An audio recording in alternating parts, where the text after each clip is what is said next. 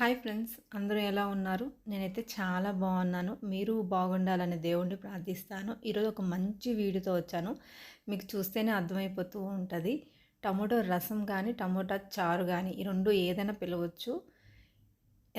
ఏ food తిన్నా కానీ, chicken తిన్నా కానీ, నాన్ వెజ్ తిన్నా కానీ, ఏది తిన్నా కానీ కొంచెమైనా లాస్ట్ ఒక్క ముద్దైన రసంతో తింటేనే ఆ కడుపు నిండుతుంది. ప్లస్ జీర్ణం అవుతుంది. చిన్న పిల్లలకైతే కనీసం వారానికి 3 రోజులైనా కూడా చిన్నపిల్లలకి రసం అన్నం పెడతారు. మీకు నచ్చితే మాత్రం సబ్స్క్రైబ్ చేయండి, లైక్ చేయండి, షేర్ చేయండి. ఫస్ట్ టమోటాలు తీసుకున్నాను, 4 టమోటాలు తీసుకున్నాను. లోపల వైట్ ఉండేది తీసేస్తున్నాను.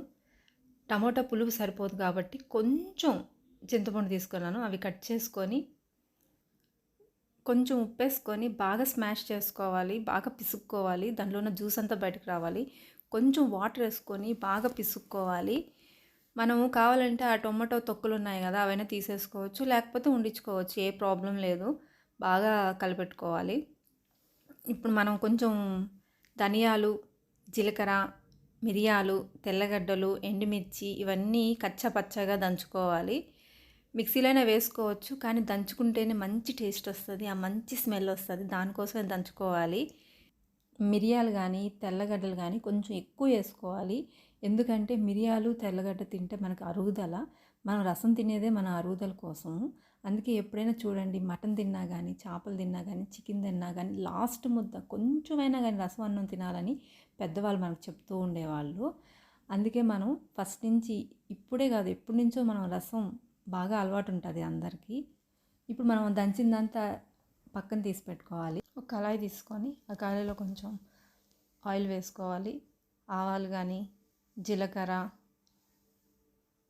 కరివేపాకు,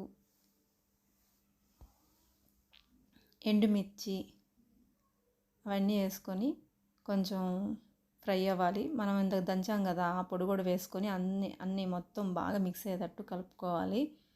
తర్వాత మనం టమాటో రసం తీసుకున్నాం కదా, దాంట్లో పోసేసుకొని బాగా కలుపుకోవాలి. మనం ఎండుమిర్చి వేసాం కదా, దాన్ని స్మాష్ చేయాలి చేయబెట్టి.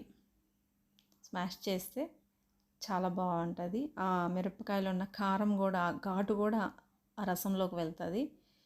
అప్పుడు రసం చాలా టేస్టీగా ఉంటుంది.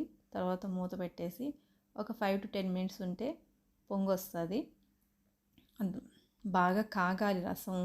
తెల్లగా కాగితే చాలా బాగుంటుంది, చాలా టేస్టీగా ఉంటుంది.